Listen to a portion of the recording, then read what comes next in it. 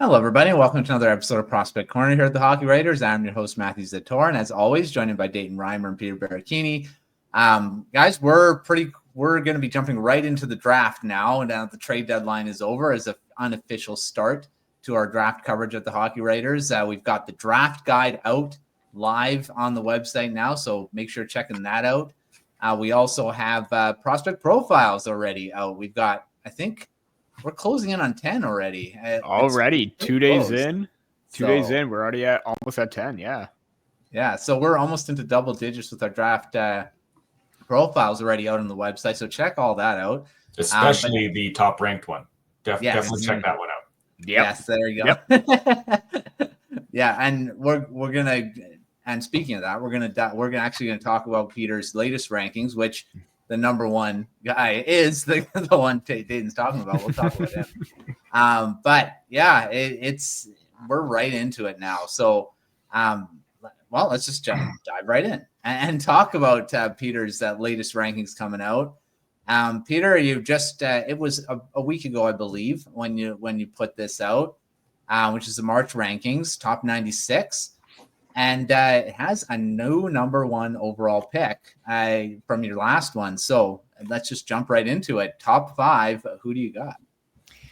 Yeah, just a heads up that this was already pre-done, or I did my final changes while I was still recovering from dental surgery. But everything is, when I was uploading this ranking, it was very difficult because even when I was posting it, I was still flip-flopping back and forth with a ton of names, including the top 2, which was really, really difficult. But I'll get into my explanation a little bit later on. But my top 5 are at number 1, it is Matthew Schaefer. It is probably the consensus number 1 right now, even though he's had a very small sample. That small sample has really vaulted him into the top spot right now, and it is very difficult to come by a defender that can really do it all with the speed, mobility, defensive awareness that he already possesses. A little bit raw in that aspect, but he's very, very strong within his own end. He's a complete player, and it's tough to find a defender like that can play with the pace of play that he does from the back end. Number 2, it is Michael Misa. He's moved up, and again, what can you say? He's basically averaging a goal per game so far in his draft year. He's already at just over 120 points. I mean, he's just there's just no stopping him. He's an all-around threat. The smarts, the anticipation, the positioning.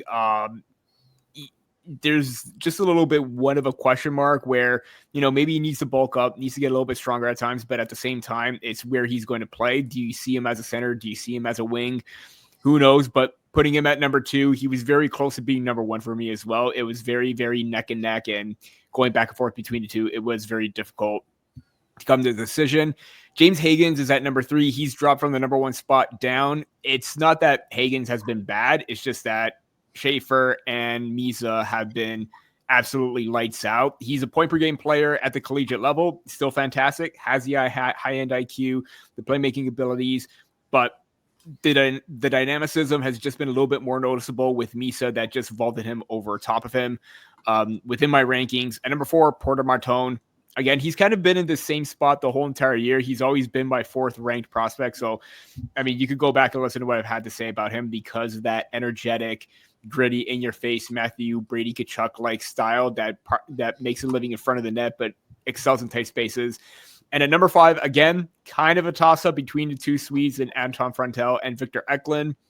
But because of how hot he has been as of late and he's overcome his injuries and is healthy, I got to give it to Anton Frontel at number 5. It's just the composure that he possesses, the two-way game, the skills, the hands in tight spaces. It's very phenomenal what he's able to accomplish.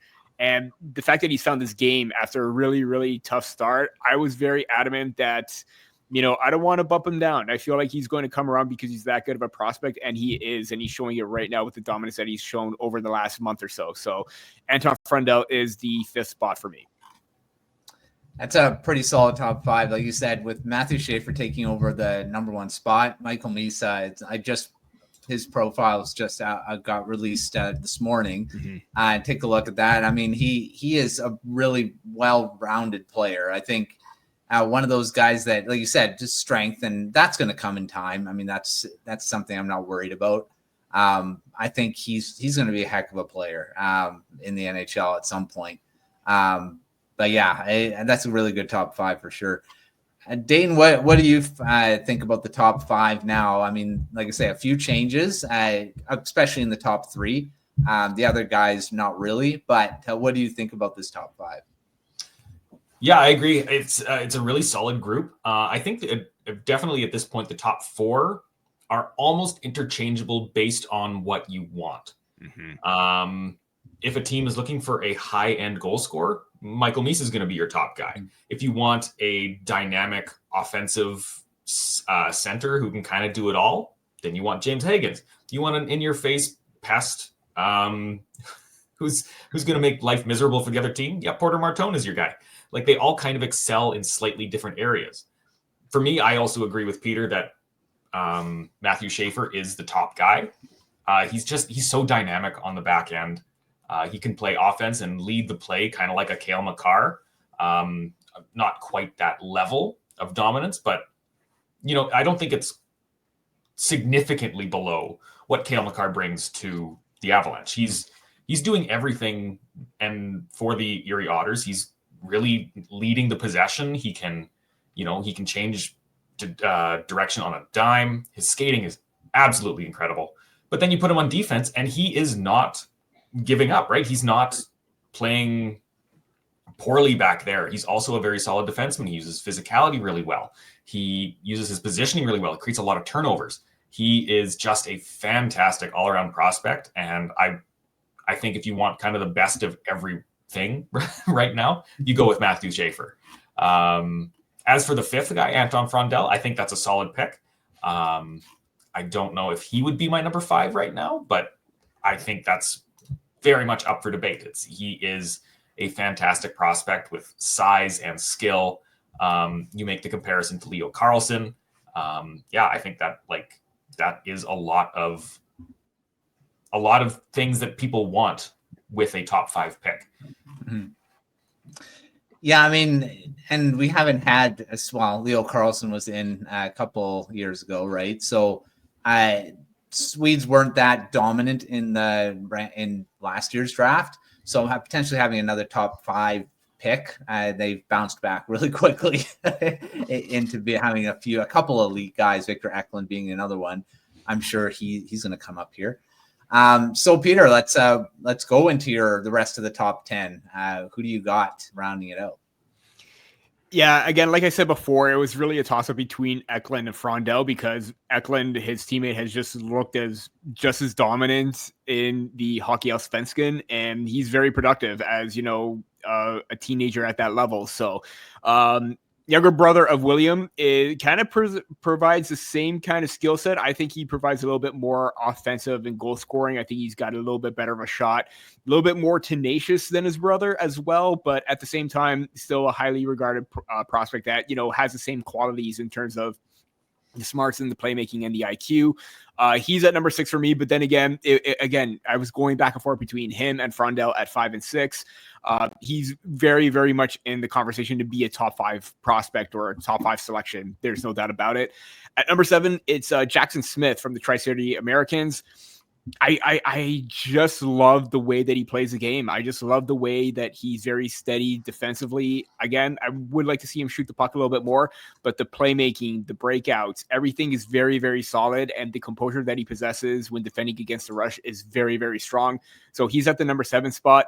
Roger McQueen is at number 8, kind of like Matthew Schaefer at this point. I get he's been out for the whole entire season. He's missed many months with a lower body injury, but the projection for him as a power forward center with the shots and everything that he has, again, I get the limited sample size, but he's just very, very strong on the puck. He's winning battles, or he wins battles.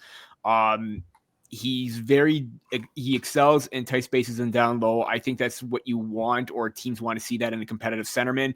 He has the size. That's also a big bonus as well. So despite the fact that he hasn't played much, I still think teams are going to take a swing at him because of the potential and the upside that he brings.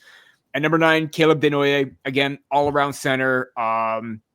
one of the top producers in the QMJHL. He's basically, I like to call him a utility knife. He could play defense. He could play a very strong offensive game. Play away from the puck is very, very strong as well. He's basically physical. He could be in your face. He could do it all. He could be utilized in any situation, which is why I call him that utility knife kind of player, because you could rely on him in any situation, in any zone. He's just one of those players that you could rely on nonstop.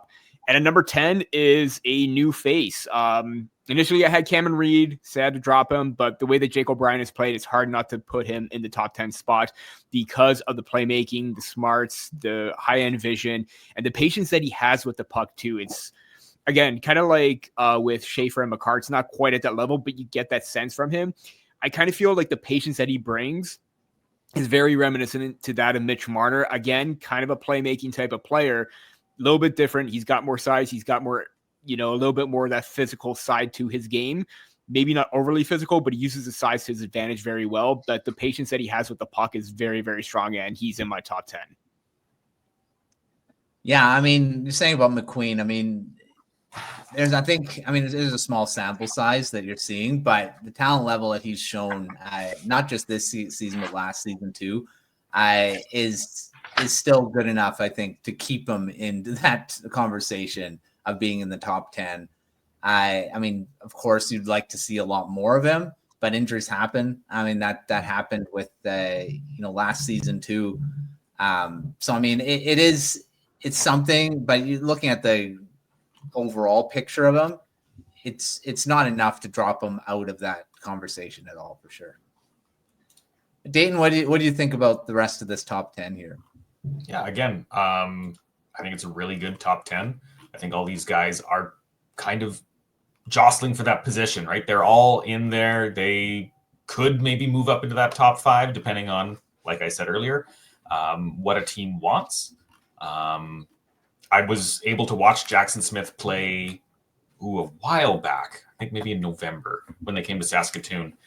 And he was a guy that I didn't initially notice. I noticed his teammate more, Jordan Gavin, who was initially a highly ranked forward coming into the draft. He's fallen off a little bit, though, especially after his move to the Brandon Wheat Kings. But Jackson Smith started showing up more a little bit throughout the game. And I do agree, he does need to shoot more because when he does shoot, that is a monster of a slap shot. Mm-hmm. Like he can really fire that thing. And that was impressive. He also plays a really smart, patient game. And so to see him in a top 10 ranking, I think is exactly where he should be. I also really like Victor Eklund, but we kind of mentioned him already. Roger McQueen, I hear he is close to returning. I was looking at some Twitter posts. I think he should be on the verge. Yeah. So that would be fantastic for his draft potential because he's slipping down because he's not playing, and that's just how it's going to be. You're going to have to be a very bold team to take him, I think, in the top 10 at this point. His talent-wise is top 10 worthy, but does his injuries make him a top 10 pick? Mm-hmm. And like, this is a significant injury. Like, I don't know how you recover from something that makes you miss the entire season. And a lot of prospects who had high-end potential missed that crucial 18-year-old season, and they just weren't the same after that. And I'm thinking of a former Brandon Wheat King as well, Nolan Patrick, who looked like a first overall guy. Like, he was in the running with Nico Hischier, and he has not had the same career at all, right? He's completely fallen off. He went second overall to the Flyers. And that was kind of the highlight of his career, unfortunately. Nothing gone right for him, and I don't even know where he is right now. Jake O'Brien, moving on to more positive notes. Jake O'Brien looks great. I really like Caleb Desnoyers as well. Both guys, I think, are solid, slightly more underrated players based on the high end of this draft. But by no means any less talented. They are very, very skilled, and I think could have some really high-end skills that they are bringing. They just need maybe a little bit more time to develop those. One more thing about McQueen, too. It kind of reminds me of the way, obviously Caden Lindstrom played more games last year, but the injury that he had is very significant, and they're wondering if teams would actually take a swing at him in the top four. And lo and behold, the Columbus Blue Jackets took that opportunity, but he hasn't played a game this year as well, I believe. So yeah, like you said, Dayton, like it is a significant injury to come back from. And even what Lindstrom is dealing with, it is very significant, and he hasn't played a game all year. So it just drawing that comparable right there. Like I said, that, yeah, despite the injury too, and I totally get that. Again, there's probably going to be a team that will take that swing and take that risk. Yeah.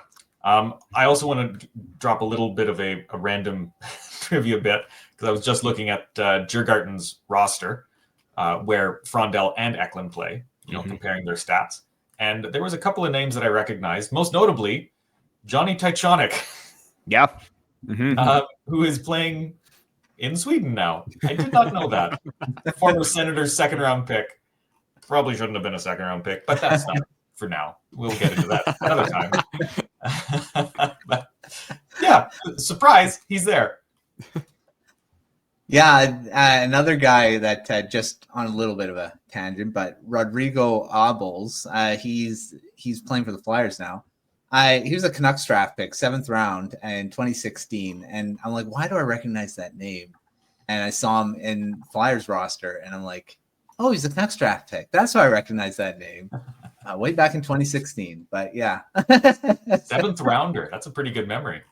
Yeah. Well, the name just caught me. I'm like, why do I recognize this?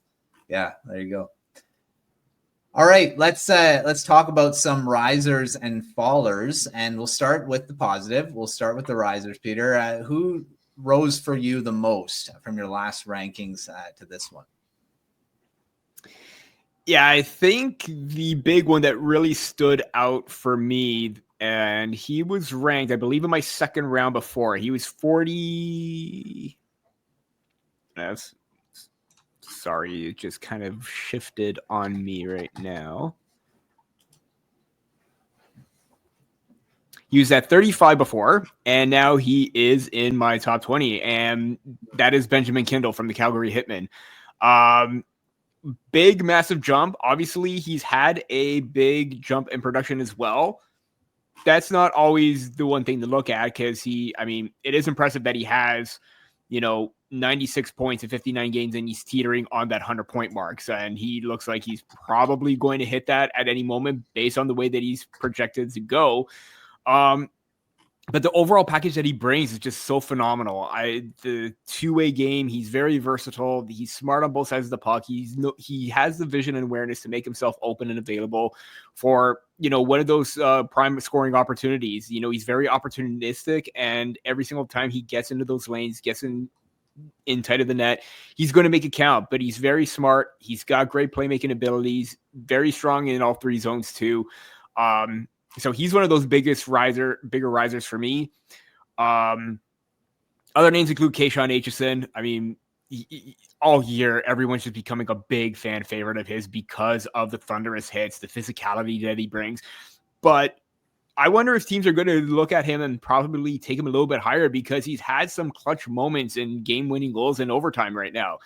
So obviously, he knows when to pick his spots and to jump in and pounce on those opportunities for those game-winning goals. He's basically a magician out there right now. So, during when I was posting clips on my ranking, one of the ones is from the Ontario Hockey League, and that was his 4th overtime game-winning goal. And that was back in towards the end of February. So, he knows how to make his mark, and he knows how to make his presence felt. He's got a howitzer of a shot. He's very, like I said, he's very opportunistic to jump into the rush and offense as well. So he's one of those guys that you really got to keep an eye on for, because of what he can do. And I'm just a big, like everyone else, a big fan of Keyshawn. The other one is Eric Nielsen. He came in at 25 for me. Again, sound two-way game, knows when to pick his spots. He's got good hands and tights. He can move well in traffic. He can spot those open lanes when he's skating in transition very, very well. Knows how to push defenders back on their heels to create more opportunities and create more space where he can make those plays. Responsible in his own end. He closes gaps very well. He's very tenacious or very persistent in that regard. So yeah, he's just one of those guys that really kind of popped off towards at the tail end of when I posted the January rankings, and every single time I watch him, he just impressed me a little bit more that I had to put him into my first round. So those are some names that really caught my eye this time around. And another one too, I'm going to mention Simon Wang, Oshawa Generals. He was starting in the OJHL, signed with the Generals as well, but he brings that interesting package of mobility and size from the back end too. He's very, very complete in terms of his defensive game. Has good gap control, defends rushes very well. He's very, very raw overall, but at the same time, there's a lot to like with his skill set. Again, don't know what his offensive upside is going to be, but he is a very, very great shutdown mobile defender that could really make an impact on the back end. Yeah, I noticed Wang getting put into your first round. So that I've been kind of looking at him a bit lately too. His name has been coming up. So yeah, that was interesting to see him in the first round, just on the right at the last pick. But yeah, for sure. Dayton, what about you for risers? Who did you see kind of rise in these rankings? I'm going to second Ben Kindle. He is a lot of fun to watch, and he has not been getting a lot of attention, I feel. It's been kind of focused on some of the other big hitters from the WHL. But he is second in scoring on the Calgary Hitmen with 96 points in 59 games, that's huge. And he's not the biggest dude at 5'10", 170-ish pounds. But he is like just a pure playmaker. He can see the ice so well. And I haven't seen him play this year, but I saw him play last year. And yeah, he makes things happen.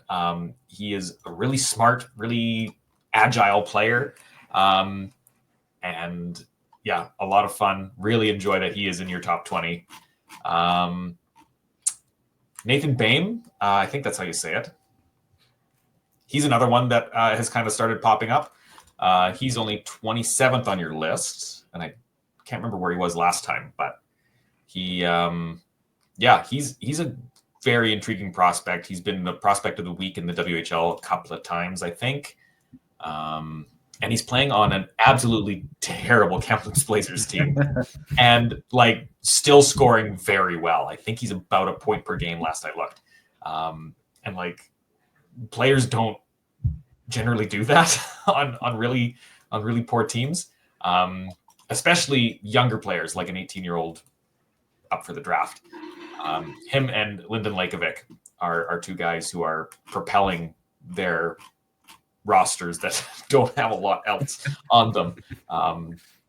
So yeah, those are good guys to keep an eye on. And I think Lakovic maybe rose a little bit. He's 11th, just outside the top 10. Yeah.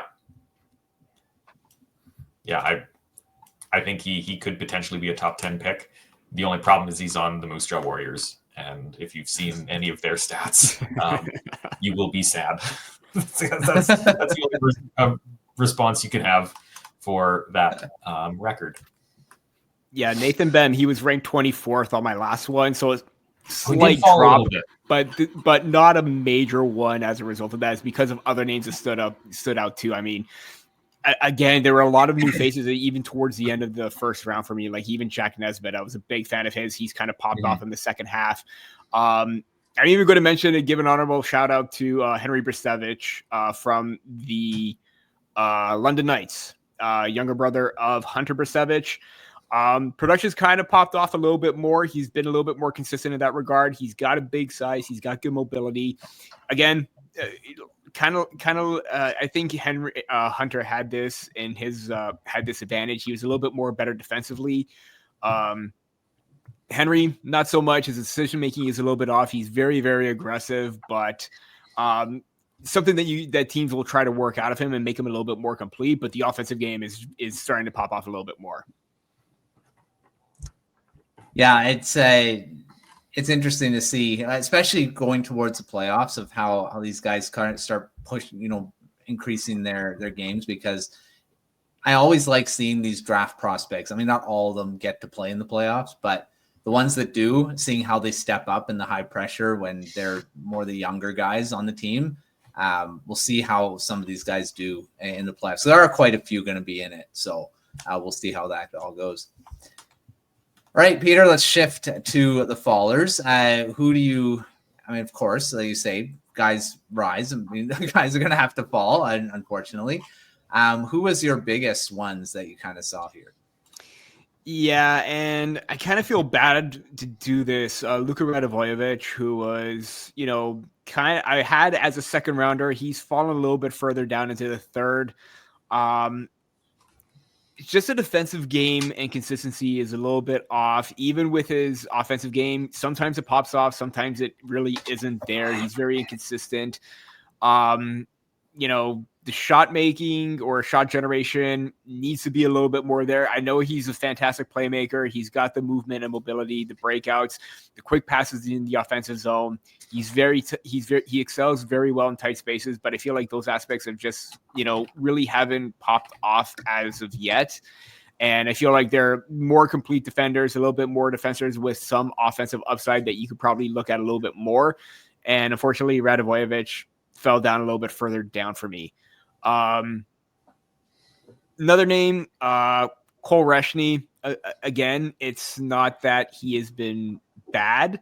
It's just, again, kind of like a little bit more of a product of, maybe his production and his consistency has fallen off just a tad bit more, but also maybe the size factor is starting to come into play a little bit. Again, sometimes size can be an issue, sometimes it's not. But I think for him, it's just being a little bit more well-rounded with his game as well. Still worth being in the top 32 for me as a first rounder because of the puck skills, because of his vision and awareness. But I don't know. It just kind of feels like something's missing. Like I'm not seeing that dominance that I saw from before in Reshny's game. Mm-hmm. Another faller, Cameron Schmidt. Again, production is kind of cooled off. I'm a big fan of his. I love the speed. I love the shooting and tenacity that he brings. But again, the production is kind of cooled off. And when he was on his top of his game, he was one of the best in the WHL. Mm-hmm. He's still, one of the top goal scorers. I mean, there's no doubt about that. But I just feel like, again, he's kind of gone cold at this point, and I just want to see a little bit more from him. I was having him in my top 15. I believe I had him 13th before, but that was overtaken by Aitchison, and he's kind of fallen down, but he's still within that top 20 for me. Yeah, I didn't like Cameron Schmidt dropping, but I get it. I understand. I mean, so many other guys are doing much better than him right now. And no doubt. I mean, I say no doubt, but there's a chance he could fall out of the first round because of his size, unfortunately. Mm-hmm. But I mean, it might happen. But his skill level, I think, will keep him for sure. I mean, the lowest I think he'll go is the second round. But yeah, it's unfortunate that he's kind of dropped off in his production. He was on fire for so long there. And then, a long season, stuff happens. And unless you're Michael Misa, I guess, he doesn't slow down at all. But yeah, most guys kind of go up and down throughout a season. But so I didn't like that he dropped, but I get why he did. Right, Dayton, what about you for fallers that you kind of saw for these rankings here? Two names jumped out at me, and that was Jacob Wozniak and Ivan Ryabkin, who were first-round picks in your last draft, and they are not now. Don't even get a write-up. They've fallen so far. East Wozniak's kind of been drifting, it feels like. He was initially potentially thought of a first-round pick, top 15. There was a lot of skill, a lot of potential. Just hasn't really exploded in Sweden, and is still playing J20. You'd hope that he'd move up to, the top rank, or even like the second tier.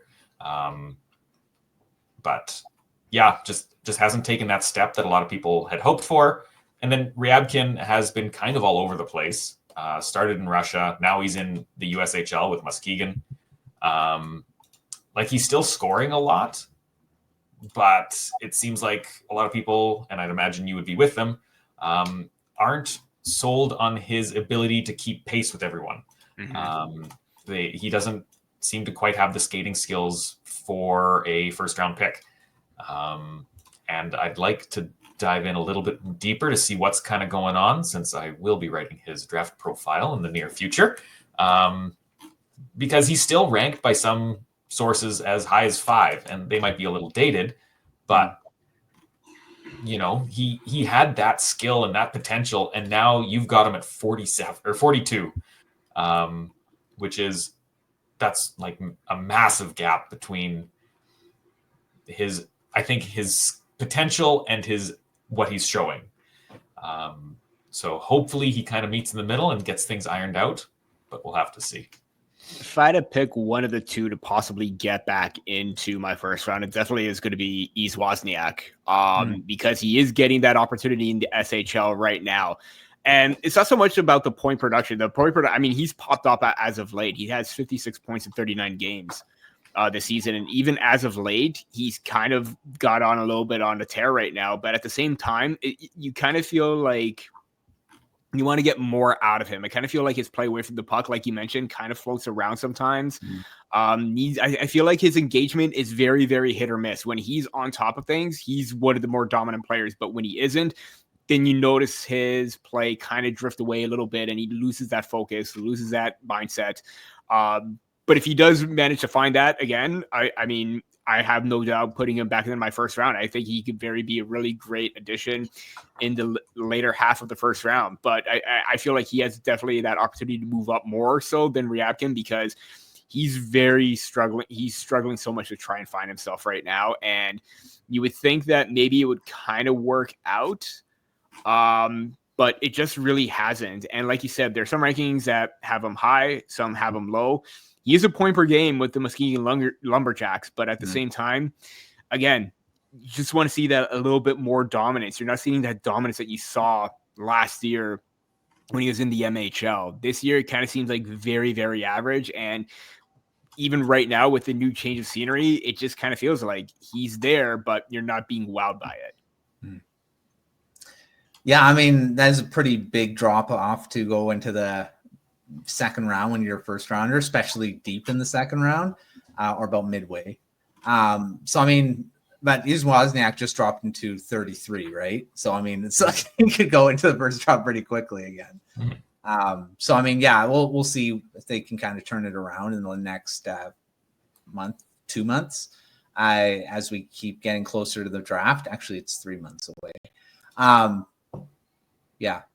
And count. Okay, wait. We're in March. We're going to June. Yeah, it's there's still quite a bit of runway for some of these guys to impress scouts and teams to see if they can. I mean, some again, these are everyone else has their own rankings, and teams we all know they have different ideas than us of how highly ranked they have these guys. So we'll see how it all plays out.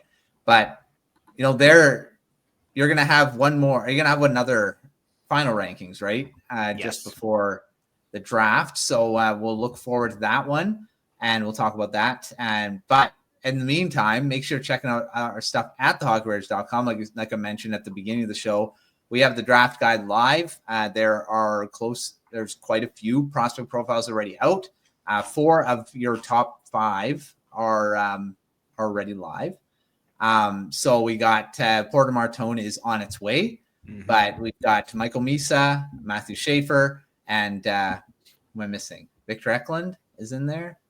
Eklund is in there, and James Higgins, yeah. And James Higgins. Yes, I forget James Higgins.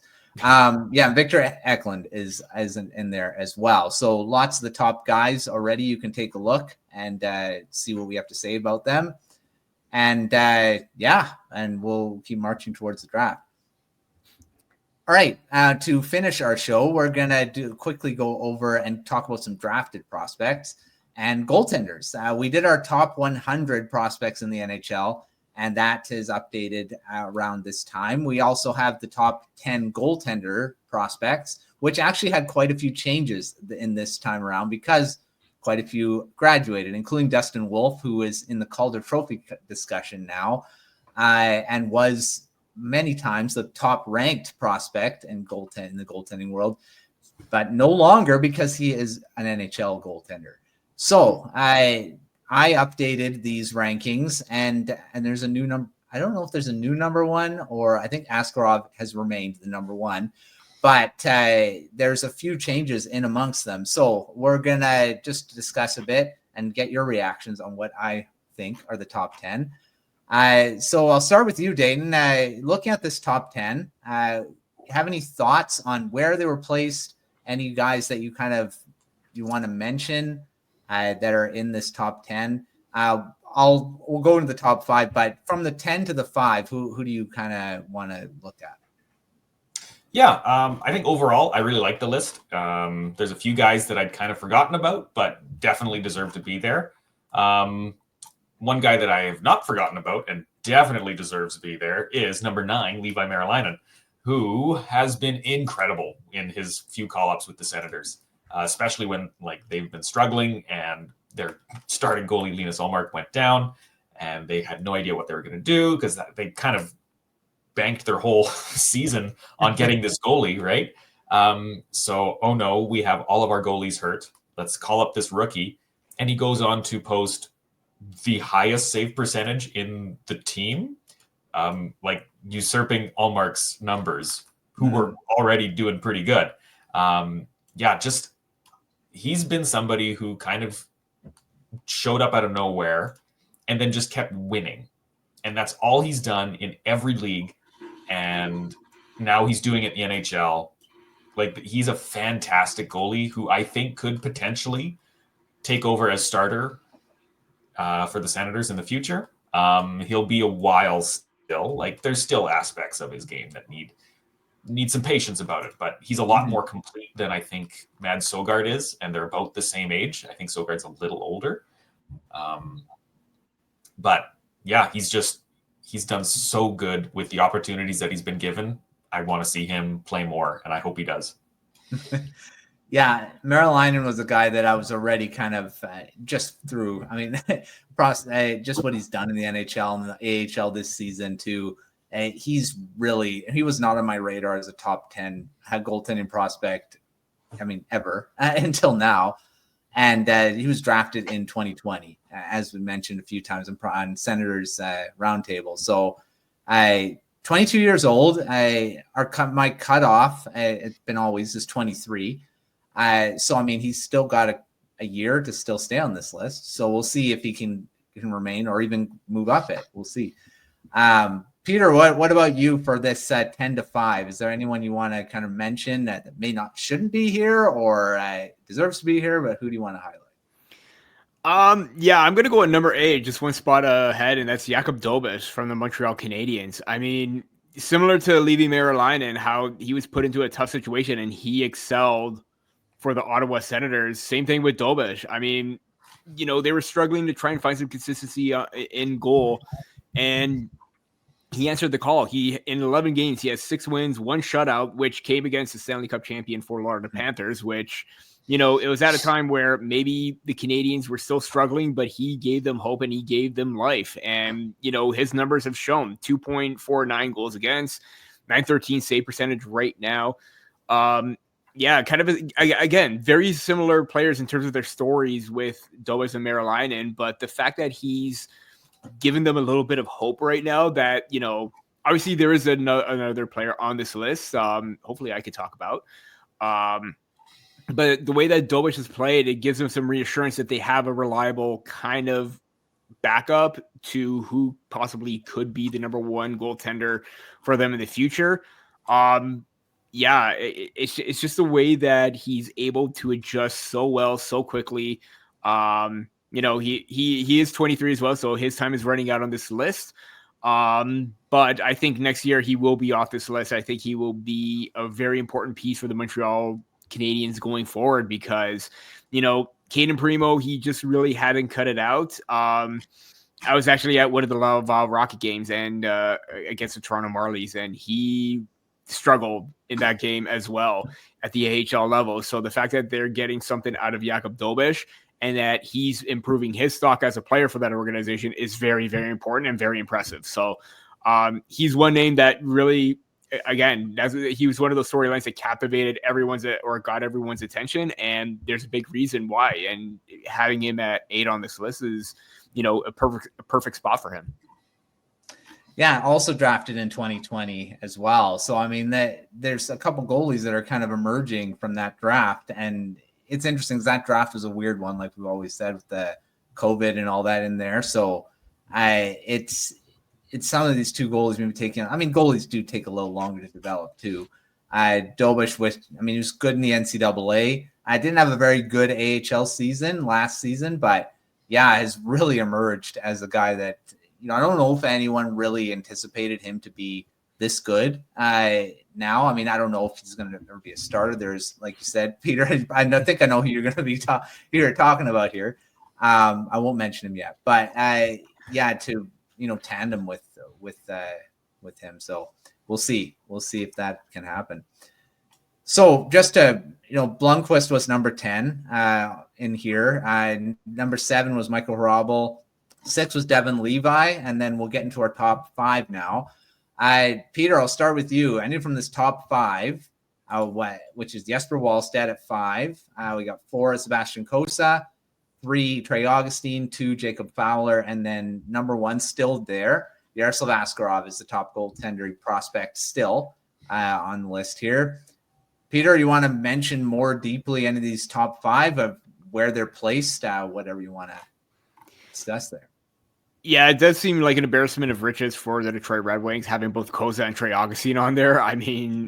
They're definitely going to be key factors for the team going forward. There's no doubt about that. But Jacob Fowler, you look at his resume this season: 24-5-2, 941 save percentage, 1.62 goals against average on a Boston College team that's poised for dominance with Ryan Leonard, Gabriel Perreault, James Higgins, Teddy Stiga. That team is just absolutely, stacked. And I haven't even mentioned, Drew Fortescue, Will Scan on the back end as well. But I'm here to talk about Jacob Fowler and the fact that he's been the main backstop and one of those top goaltenders in the NCAA.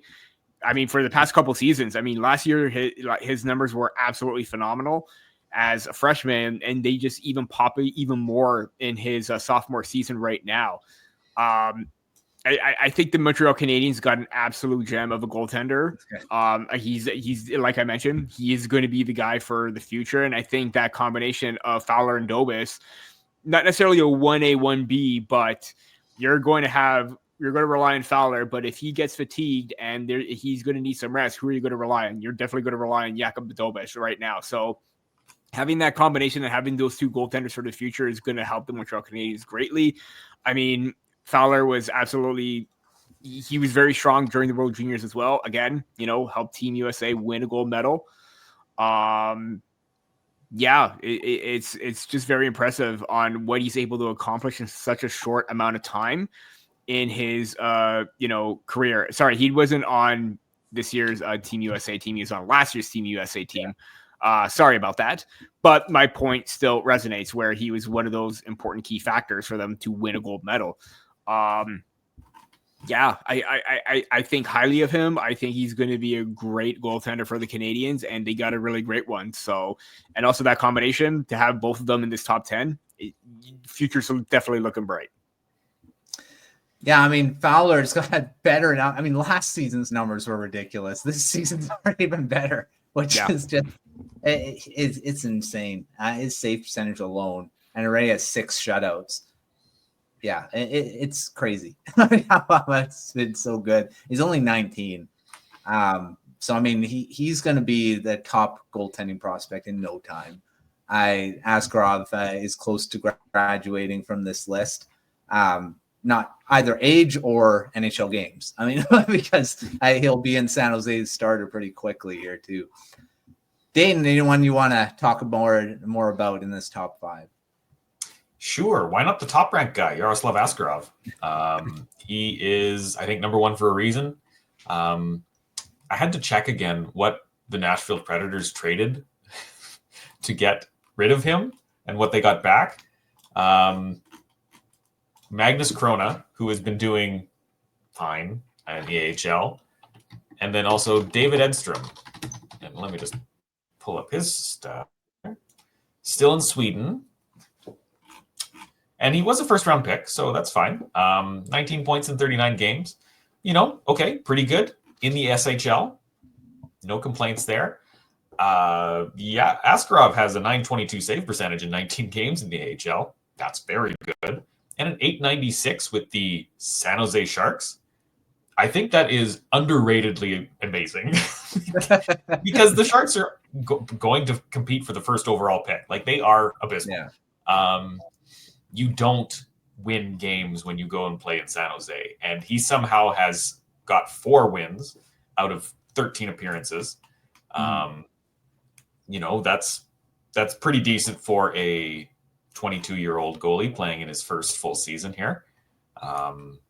He's only got 3 NHL appearances before that. So, no, he is the future in net for San Jose. He has the skill. He's always shown the skill. He is a very, very solid goalie. He also has like a little bit of swagger, which I think is kind of missed with some goalies. You want to see a little bit of that bravado. Yeah, he knows he is one of the best goalies coming up into the NHL. And for a team that needs like any sort of win, this is a big one. Mm-hmm. Yeah, and Askarov, I think, he wanted more of an opportunity. That's why he wanted out of Nashville. And he will now. I mean, you're looking at Vitek Vanacek was traded to the Florida Panthers. I said there he was a roadblock. He's no longer a roadblock because he was traded after this update. So, I mean, now it's just Alexander Georgiev in his way. But I think he's going to end up being the starter sooner rather than later. And, I mean, the Sharks are starting to build that, foundational pieces now. I mean, they've got great goaltending. I mean, they've got a goaltender of the future now. Their defense is probably they could be picking Matthew Schaefer in the first overall pick if they get it. Yeah. And that would solidify with Sam Dickinson. That'd be 2 real big building blocks on defense. So then you got Askarov, and then of course Macklin Celebrini leading the way, and Willie Meckland, 2 guys that would lead the way there. So I mean and Will Smith. So I mean they've got a semblance of a core kind of building now, which is great for them, and I'm sure for Sharks fans, future is going to be brighter, I think, with these guys if everything goes right. One guy we'll mention. Oh yeah, sorry, I was just going to add that the Sharks have an underrated acquisition, Shakir Mukhamadullin. Yes, yeah, I always forget. Yeah, he's also a good guy. That was the Timo Meier trade, first round pick from the Devils. He's been doing quite well in the NHL. 7 points, 21 games. Like, tough to complain about that for a rookie. Yeah.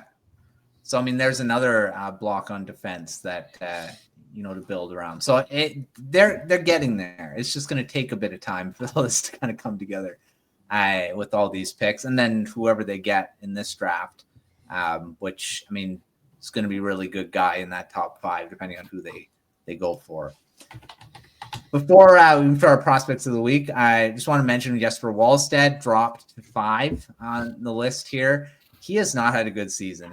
In the AHL, has his worst numbers since he started in pro. His team's not very good in front of him, but I mean that could be it with it too. He will get a big chance in the NHL coming up because Marc-Andre Fleury will retire. So I mean, he will have allegedly. Allegedly, he sounds like he will this time. That he will at least be the backup to Philip Gustafsson, and Gustafsson has now he's returned to the elite goaltender that he was a couple seasons ago. So I think they might do a tandem, but hopefully Wallstedt can get a bit more NHL games. He hasn't been very good in the games that he has appeared in either, which is kind of weird because the Wild have a really good team this year.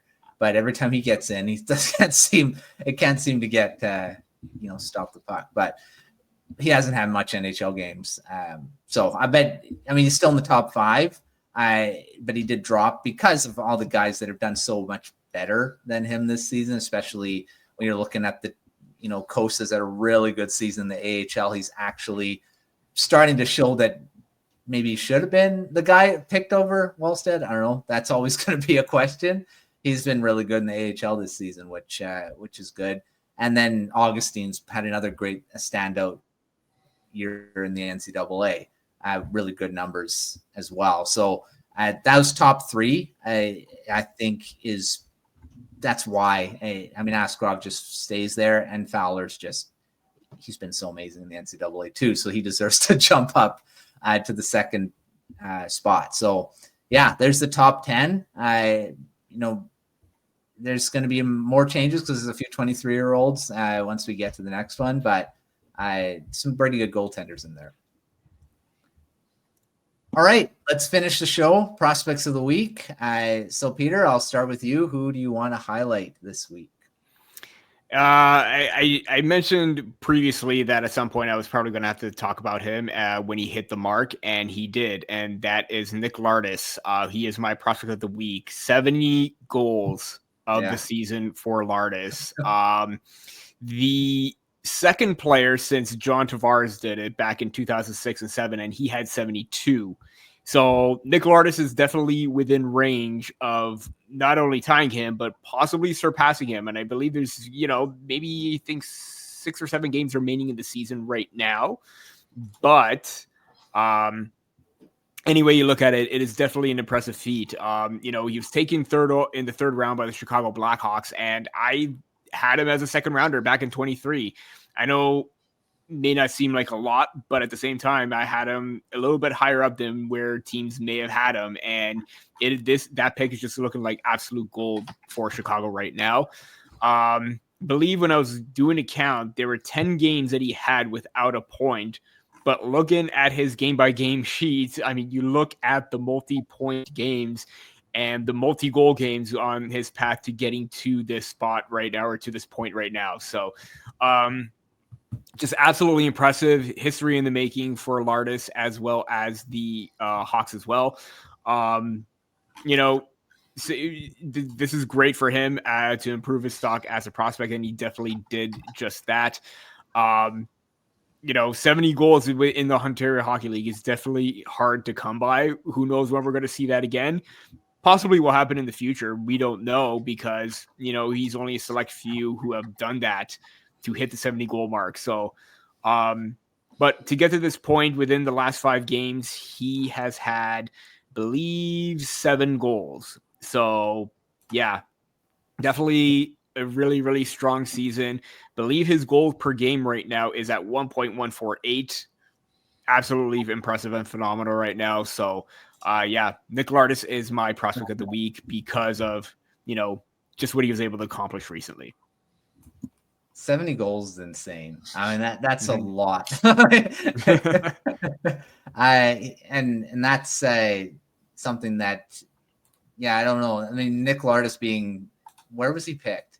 It was a third round. Yes. Right? Third round. He was 67th overall. So early third round, but imagine who could have selected him in the second. Yeah. Blackhawks has got a bit of a steal there with him. We'll see what he does in the NHL level, but it's what a great milestone he hit there. 70 goals for sure. All right, Dayton, who do you got for prospect of the week? I'm going to go with a homer pick, and that is Hunter Lang of the Saskatoon Blades. He is a Calgary Flames pick, third round pick, I believe, last year.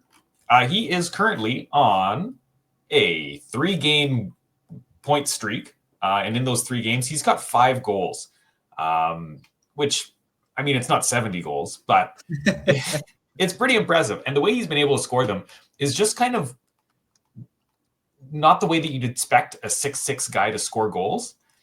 He's playing with really, really soft hands. He would just post up in the net. He knows nobody can move him. But then he'll just do this sneaky little deflection and put it right top corner. He just scored a goal like that last game against Prince Albert. and then managed to score another one after that. Just kind of drove in and fired it before anyone could get him. He's quick. He's strong. He's got such good hands. And I think he could become a very good player for Saskatoon and a potential, steal for the Calgary Flames. He looks really, really good. So he is my prospect of the week. All right, I'm going to stay with and do my homer pick, Canucks prospect, and that is Danila Klimovich. I think I had him a bit ago too, but he deserves to be mentioned on this. He's got 4 goals in his last 4 goals in his last 4 games. And he has hit 19 goals on the season. And this was after a season he was dealing with healthy scratches, injuries, and only played 24 games and only had 2 goals. And he's got 19 already, on pace for 26. And his career high was 17 back in 2022-23. And he's starting to become a trusted player for Manny Malhotra, who's the new coach of the Abbotsford Canucks this season. And he was not trusted by Jeremy Colleton last season and the season before. Last season. He only played 24 games. A lot of that, he was injured, but he also had a lot of time where his healthy scratch. So, he wasn't playing. And this season, he's playing the top 6, top power play. And, of course, a career high of 19 goals already. And looking like he could potentially be – I'm actually surprised he hasn't gotten a call-up. Lekramaki, of course, is tied with him with 19 goals. But he's in the NHL right now. So, Klimovich, hopefully, maybe he'll get a call-up here soon. But I don't know if anything's going to really quell people's concerns because he was picked over guys like Logan Stankoven. I don't know. He'd have to do something pretty crazy because Stankoven's an NHL player already. And Klimovich hasn't played an NHL game. But this week and this season, he's shown that maybe he's kind of turned a corner and that he is still a high-end prospect. So I'm happy that he's producing and has career high in goals already. All right.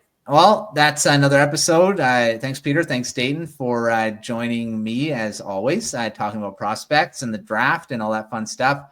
Again, make sure checking out our website and the draft guide that we've got live right now. And prospect profile is going to be added to it every day coming up here, and we'll be filling out that. It's going to get bigger and bigger as it keeps going. So keep checking that out, bookmark it, and check out our Substack as well. Our draft and prospect Substack, which you also get the prospect updates and any profiles that are released.